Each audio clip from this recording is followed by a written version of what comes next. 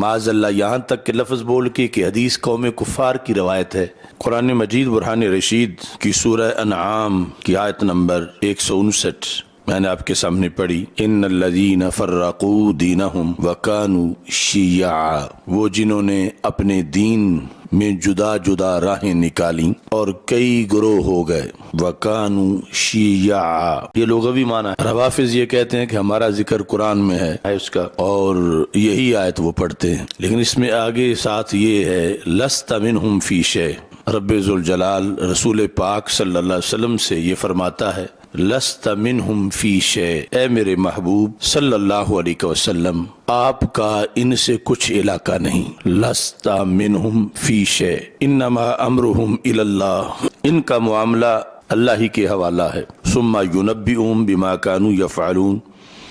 تو پھر اللہ ان کو بتائے گا جو یہ لوگ کیا کرتے تھے۔ روافض دین اسلام کے لحاظ سے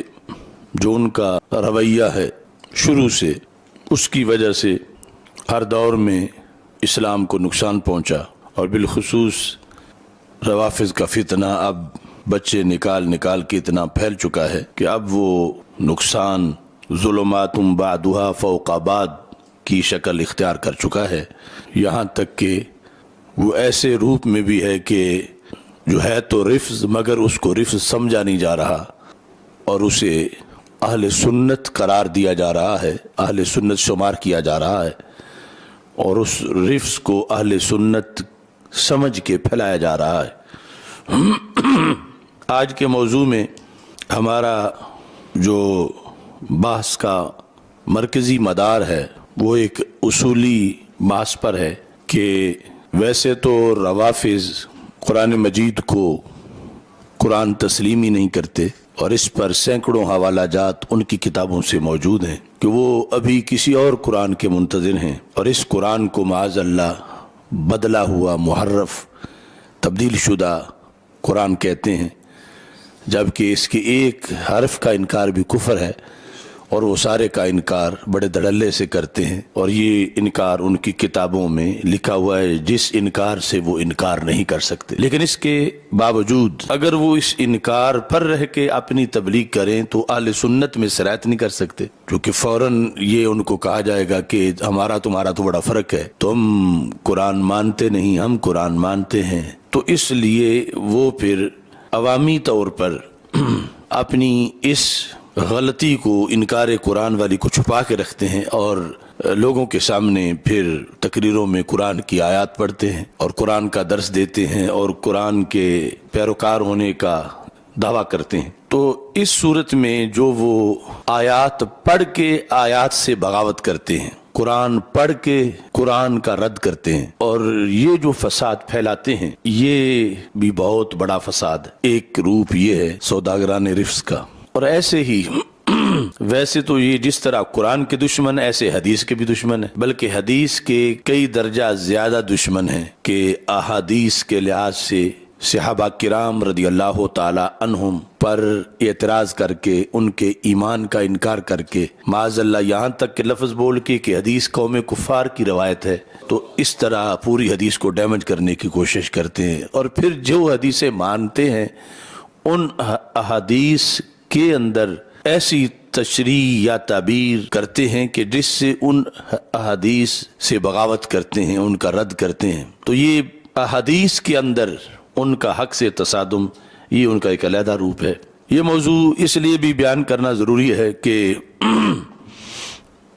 وہ لوگ جس وقت اپنی مجلسوں میں جو دن رات وہ کرتے رہتے ہیں، ایسی چیزیں بیان کرتے ہیں جو بظاہر قرآن اور سنت قرار دے کر وہ بیان کرتے ہیں، لیکن وہ قرآن کے بالکل اپوزٹ ہوتی ہیں، دین کے بالکل اپوزٹ ہوتی ہیں، اور ان کے ماننے والے ظاہر ہے کہ جس نقطہ نظر کو وہ واضح کرنا چاہتے ہیں، اگرچہ قرآن کی مخالفت کر رہے ہوں، تو وہ آگے سے ان کو داد دیتے ہیں، اور پھر وہ چیزیں ہمارے کچھ نام نہاد علماء سنتے ہیں، کچھ عوام سنتے ہیں، نقیب سنتے ہیں، نعت خوان سنتے ہیں، تو اس طرح وہ بھی بیان کرنا شروع کر دیتے ہیں۔ یعنی وہ یہ نہیں دیکھتے کہ یہ جو کچھ انہوں نے بیان کیا اس کا کتنا تعلق قرآن سے ہے، کتنا ایمان سے ہے، کتنا دین سے ہے، کتنا حدیث سے ہے۔ ہمارے والے صرف یہ دیکھتے ہیں کہ اس پہ انہیں داد کتنی ملی ہے، اور اس داد کا کلمہ پڑھ کر وہ اہل سنت سے بھی داد لینا چاہتے ہیں اور داد کے ضمن میں برباد کر دیتے ہیں۔ تو اس بنیاد پر یہ اصولی بحث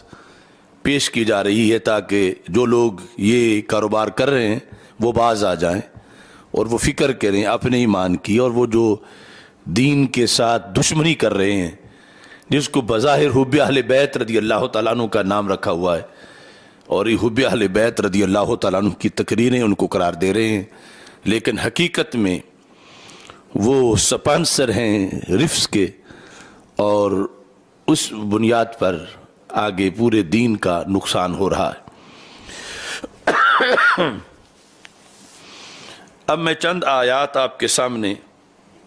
پڑھتا ہوں اور اس کے بعد جو روافض کی بڑی اصولی کتابیں ہیں اس سے ان کا مطلب بتاتا ہوں، اور پھر آپ کو اندازہ ہوگا کہ کتنی گہری سازش اسلام کے خلاف ان لوگوں کے ذریعے سے ہو رہی ہے، اور وہ تو کر ہی رہے ہیں، پھر ان کے زیر سایہ یہ جو آگے تفضیلی گروپ ہے نام نہاد اہل سنت، یہ جو کچھ کر رہے ہیں دین کے ساتھ، یہ کتنا بڑا دھوکہ ہے۔ سیدنا آدم علیہ السلام کا تذکرہ قرآن مجید میں بار بار آیا ہے۔ سورہ بقرہ کے اندر آیت نمبر 35 وَلَا تَقْرَبَا هَٰذِهِ الشَّجَرَةَ فَتَكُونَا مِنَ الظَّالِمِينَ، اور اس کے بعد پھر 37 نمبر آیت میں فَتَلَقَّىٰ آدَمُ مِن رَبِّهِ كَلِمَاتٍ فَتَابَ عَلَيْهِ۔ اس سے پہلے قرآن مجید برہان رشید کے اسی مقام پر اور دیگر تفصیلاً حالات ان کے موجود ہیں، اور یہ کہ ایک دانہ کھانے کی بنیاد پر اللہ کے حکم پر وہ جنت سے دنیا میں تشریف لائے جس کی حکمتیں تھیں، اور رب ذوالجلال نے ان پہ رجوع برحمت کیا۔ اب اس سارے پس منظر کو رفظ میں کیسے بیان کیا جاتا ہے کہ ان کے جنت سے دنیا میں آنے کا سبب کیا بنا، یہ تفصیل کے ساتھ ان کی تفسیروں میں موجود ہے۔ مثلا تفسیر عیاشی کے اندر، یہ شیعوں کی تفسیر ہے، جلد نمبر 1 میں صفحہ نمبر 41 پر ہے۔ یہ عام لوگوں کے لحاظ سے بھی دعوت فکر ہے کہ یہ ہم ان پر کوئی بہتان نہیں باندھ رہے، بلکہ جو انہوں نے ظلم کیا ہے اس کا پردہ چاک کر رہے ہیں، جو ہم پہ فرض ہے کہ لوگوں کو اس سلسلے میں آگاہ کریں۔ لکھا ہے کہ یعنی یہ انہوں نے اپنی طرف سے گڑ گڑ کے ساری اس کو حدیث قرار دے کے لکھا ہوتا ہے۔ تو ایک حدیث کی صورت میں یہ لکھا ہے کہ ان اللہ تبارک و تعالی اراد علی آدم فی المیثاق و ذریتہ، کہ رب ذوالجلال نے حضرت سیدنا آدم علیہ السلام پر اراد علی آدم فی المیثاق، اراد علی آدم فی المیثاق ذریتہ، کہ اللہ تعالیٰ نے حضرت آدم علیہ السلام پر میثاق میں حضرت آدم علیہ السلام کی اولاد کو پیش کیا۔ یہ ارادہ کا مفعول بھی ہے، ذریتہ، آپ کی اولاد کو، یعنی قیامت تک جو آنی تھی ان ارواح کو۔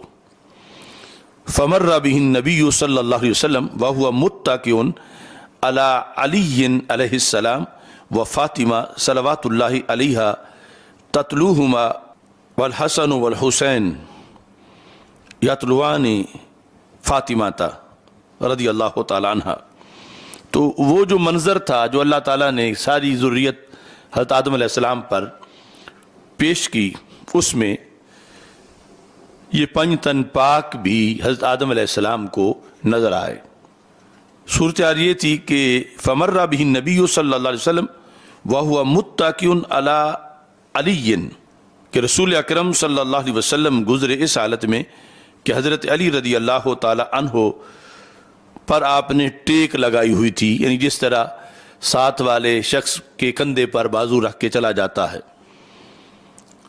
و فاطمہ تو صلوات اللہ علیہا تتلوہما، اور سیدہ فاطمہ رضی اللہ تعالی عنہا ان دو ہستیوں کے پیچھے پیچھے چل رہی تھیں۔ والحسن والحسین یتلوان فاطمہ، اور امام حسن اور امام حسین رضی اللہ تعالیٰ عنہما دونوں سیدہ فاطمہ رضی اللہ تعالی عنہا کے پیچھے پیچھے چل رہے تھے. یعنی یہ سارا انہوں نے منظر بنا کے حدیث بنائی ہوئی ہے. فقال اللہ یا آدم ایاک ان تنظر الیہم بحسد. تو اللہ نے حضرت آدم علیہ السلام کو یہ فرمایا حسد سے مت دیکھنا، ان ہستیوں کی طرف حسد سے دیکھنے سے اپنے آپ کو بچا کے رکھنا. اہبط کا من جواری، اگر تم نے حسد سے ان کو دیکھا تو میں تجھے یہاں جنت سے نکال دوں گا، اپنے پڑوس سے نکال دوں گا. فلما اسکنہ اللہ الجنت، جس وقت یعنی وہ یہ مرحلہ بھی جنت سے بھی پہلے کا تھا، اس جب حضرت آدم علیہ السلام کو جنت میں رکھا کہ آدم ان ہستیوں کی طرف رب ذوالجلال نے مثل لہ النبی صلی اللہ علیہ وسلم و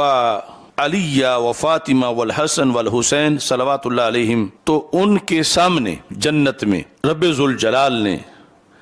یہ ہستیاں کی، یعنی ان کی تمثال، ان کے روپ سامنے دکھائے جنت میں رب ذوالجلال نے. وہ پہلا وہ تھا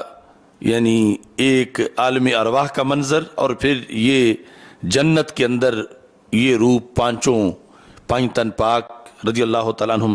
کے دکھائے صلوات اللہ علیہم. فناظر الیہم بحسد، تو یہ لکھتے ہیں کہ حضرت آدم علیہ السلام نے معاذ اللہ حسد سے ان کو دیکھا. یعنی اللہ کے پہلے نبی پر پہلا بڑا الزام، اور یہ کہ معاذ اللہ نافرمانی اللہ کی، کہ اللہ نے فرمایا تھا کہ ان سے حسد نہیں کرنا، اور انہوں نے پھر ان سے حسد کیا. ثم عرضت علیہ الولایۃ،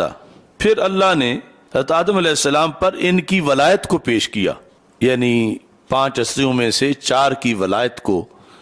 پیش کیا. فانکرہا، تو لکھے حضرت آدم علیہ السلام نے معاذ اللہ اس ولایت کا انکار کیا. یعنی نبوت کا امتحان بذریعہ ولایت لیا جا رہا ہے، اور پھر حضرت آدم علیہ السلام کے کھاتے میں ایک انکار ڈالا جا رہا ہے. فرمتہ الجنت بعوراقہا، پس جنت نے ان کو پھینک دیا، جنت سے باہر آ گئے. یعنی ایک طرف تو نص قرآنی ولا تقربا ھذہ الشجرہ، جب سارا معاملہ اس شجرہ کے لحاظ سے ہے اور کسی کے بغض حسد کا معاملہ ہی نہیں، اور کسی کی ولایت یاد میں ولایت کا معاملہ ہی نہیں، تو انہوں نے یعنی اس قدر زہر گھولا ہے انبیاء علیہ السلام کے خلاف. اب آج ہماری کیا حیثیت ہے؟ ہم پہ یہ الزام لگاتے ہیں مثلا کہ ان کو جو اہل بیت سے پیار نہیں، یہ تو وہاں باز نہیں آئے. یعنی حضرت آدم علیہ السلام پر الزام لگا دیا کہ انہیں اہل بیت سے نفرت تھی، معاذ اللہ اہل بیت کا انہوں نے انکار کیا، اہل بیت کی ولایت کا انکار کیا، اور اہل بیت سے حسد کیا. تو ان سے بچ کون سکتا ہے کہ کوئی شخص یہ چاہے کہ ہم پہ یہ الزام نہ لگائیں؟ یہ ہمارے کچھ سادہ پیران طریقت کے لیے بدعوت ہے کہ جو اپنے مریدوں میں یہ ایوارڈ ان روافظ کے ذریعے سے لینا چاہتے ہیں کہ وہ مان جائیں کہ وہ پیر صاحب بڑے محب اہل بیت ہیں، تو یہ حضرت آدم علیہ السلام کے وفادار نہیں ہوئے، پیر صاحب کے کیسے ہوں؟ یعنی حضرت آدم علیہ السلام ان کے بارے میں ان کا الزام ہے کہ انہیں بغض تھا اہل بیت رضی اللہ عنہ سے، تنگ نظر تھے بڑے،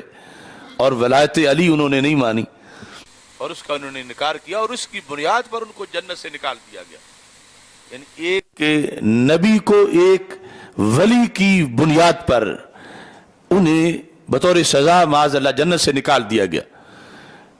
اور یہ یعنی سب گھڑ کے اتنا ان کو شرع صدر حاصل ہے بات گھڑنے میں،